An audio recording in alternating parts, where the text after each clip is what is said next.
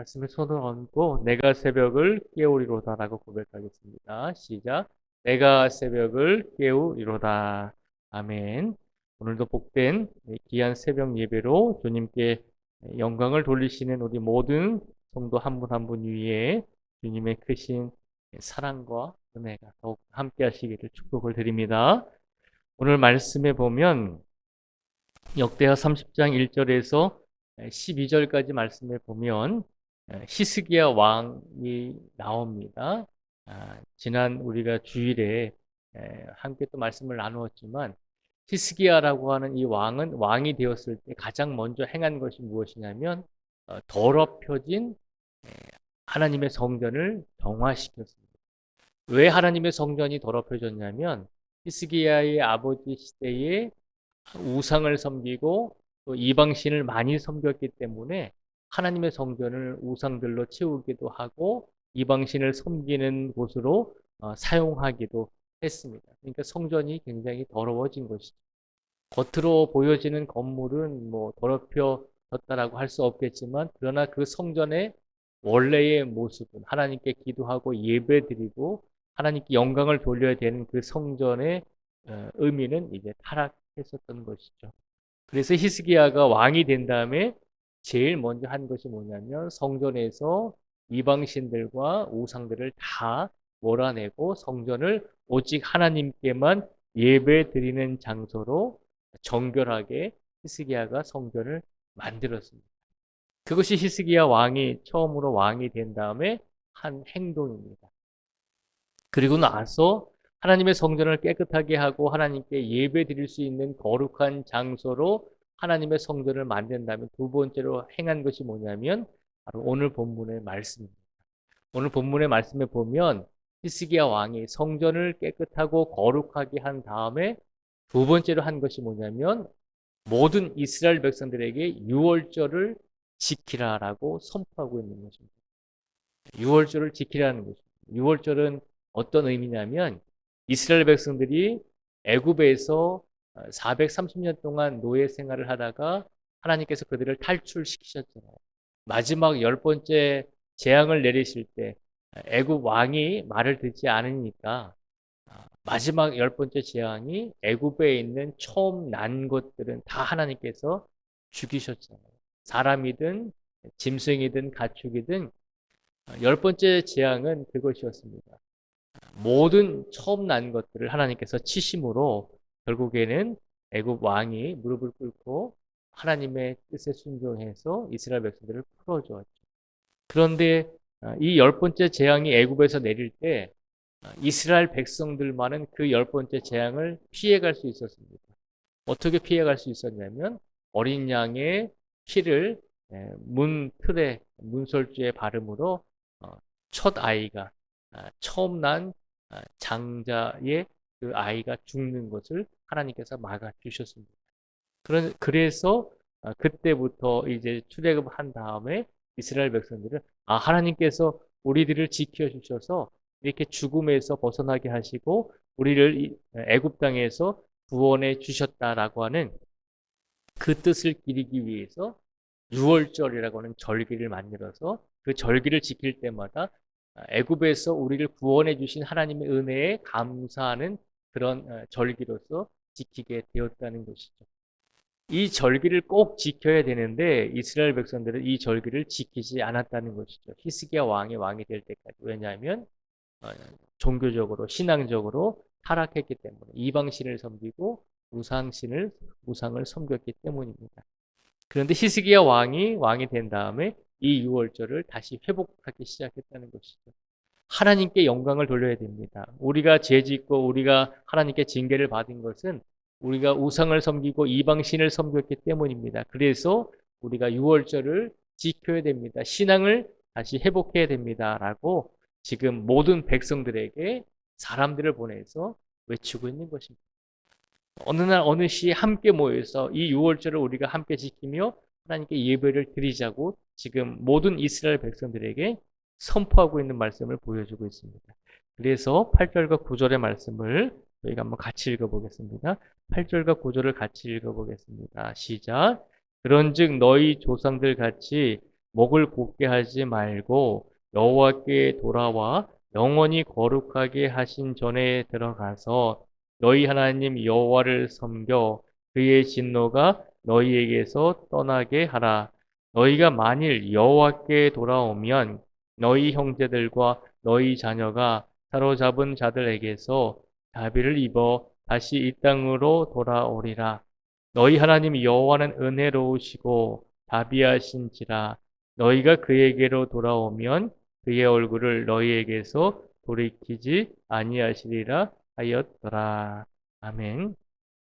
8절과 9절에 보면 히스기야 왕이 남쪽의 이스라엘 백성들과 북쪽에 살고 있는 모든 이스라엘 백성들에게 똑같이 사람들을 보내서 우리가 유월절을 지켜야 되고 하나님께서 우리를 구원해 주신 것에 대해서 감사하는 예배를 드려야 됩니다라고 그렇게 권면하고 있는 것입니다.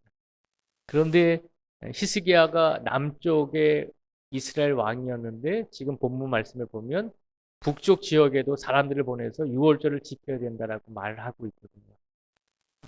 이것은 왜 그러냐면 히스기야가 왕이었을 때 남쪽의 유다, 남쪽의 이스라엘이라고 하는 나라는 아직 그대로 망하지 않은 상태입니다. 그런데 히스기야가 왕이 되었을 때 이미 북쪽에 있는 이스라엘 나라는 망한 상태입니다. 그러니까 남과 북이 망한 시기가 조금 틀리기 때문에 이미 북쪽의 이스라엘 백성들은 그들이 하나님을 섬기지 않고 우상을 섬겼기 때문에 이미 망한 상태입니다. 그런데 히스기야가 어떻게 하죠? 남쪽에 있는 이스라엘 백성들뿐만 아니라 이미 망한 북쪽에 살고 있는 이스라엘 백성들에게도 사람들을 보내서 우리가 신앙을 회복해야 됩니다라고 지금 권면하고 있는 것입니다. 이렇게 애를 썼죠. 그런데 결과는 어떻게 되었을까요? 남과 북의 모든 남아있는 백성들에게 우리가 신앙을 회복하자라고 그렇게 권면했을 때 결과를 보면 10절부터 12절까지 말씀을 저희가 다시 한번 같이 읽어보겠습니다. 10절부터 12절까지 말씀을 같이 한번 읽어보겠습니다. 시작. 모발꾼이 에브라임과 므낫세 지방 각 성읍으로 두루 다녀서 스불론까지 이르렀으나 사람들이 그들을 조롱하며 비웃었더라. 그러나 아셀과 므낫세와 스불론 중에서 몇 사람이 스스로 겸손한 마음으로 예루살렘에 이르렀고 하나님의 손이 또한 유다 사람들을 감동시키사 그들에게 왕과 방백들이 여호와의 말씀대로 전한 명령을 한 마음으로 준행하게 하셨더라. 아멘. 11절에서 12절, 10절에서 12절까지 말씀해 보면 히스기야 왕이 남과 북의 모든 사람들에게 우리가 신앙을 회복하고 하나님께 올바르게 예배드리고 유월절 절기를 지켜야 됩니다라고 권면했더니 남과 북의 모든 이스라엘 백성들이 하나님의 성전에 나와서 함께 예배드리는 것이 아니라 오늘 본문 말씀에 보면 10절 말씀에 보면 어떤 사람들은 그들을 조롱하며 비웃었다는 것입니다. 히스기야가 하나님의 말씀을 지켜야 됩니다라고 외쳤을 때 어떤 사람들은 그 히스기야 왕이 보낸 사람들의 말을 듣고서 조롱했다는 것이죠. 그런데 놀랍게도 북쪽에 살고 있는 사람들 중에서 스스로 겸손한 마음으로 예루살렘에 이르는 사람도 있었다는 것입니다. 북쪽은 나라가 망했지만 그러나 히스기야 왕의 그 말을 듣고 우리 나라가 망한 것이 우리가 이방신을 섬기고 우상을 섬겼기 때문이구나라고 하는 것을 깨닫고 남아있는 사람들 중에는 다시 하나님께 돌아와서 신앙을 회복하려고 하는 사람들이 있었다는 것이죠.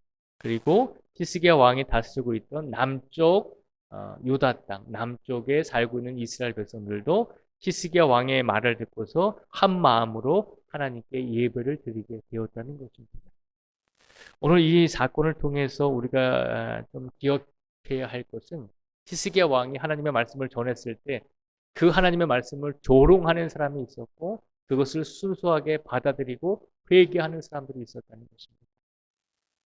오늘날 우리가 하나님의 말씀을 전할 때 우리가 100% 우리가 말씀을 전할 때 그 말씀을 듣는 모든 사람들이 회개하고 하나님의 성전으로 돌아올 것이다라고 그렇게 기대하는 것은 우리가 조금 자만한 마음이다라고 하는 것입니다. 하나님의 말씀을 우리가 선포해야 하지만 그러나 그 말씀을 듣고 조롱하는 사람도 있을 것이고 그 말씀을 듣고 회개하고 다시 돌아오는 사람들도 분명히 있을 것입니다.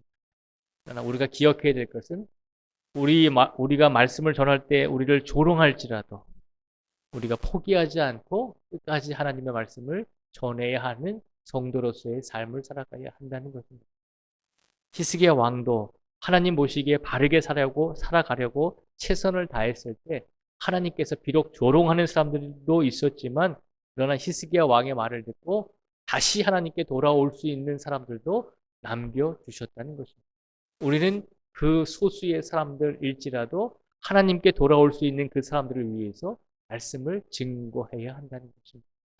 오늘 하나님께서 우리를 이 자리에 불러주신 것은 우리로 하여금 이 세상에 많은 사람들이 하나님께 돌아오지 못한다 할지라도 그래도 소수의 사람들이 우리가 전하는 말씀을 듣고 우리가 전하는 하나님의 복음을 듣고 하나님께 돌아올 수 있다면 최선을 다해서 말씀을 전하라는 것입니다. 그 말씀을 오늘 이 시간 우리에게 선포해 주고 계신 줄 믿습니다. 어느 시대이건 간에 하나님의 말씀을 전해야 하는 책임이 모든 성도들에게 있음을 기억하라는 것입니다.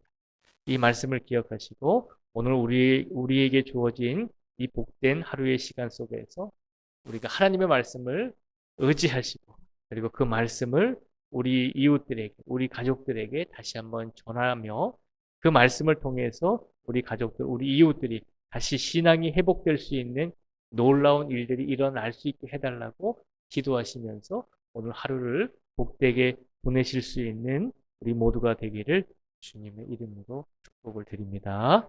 기도하겠습니다. 하나님 감사합니다.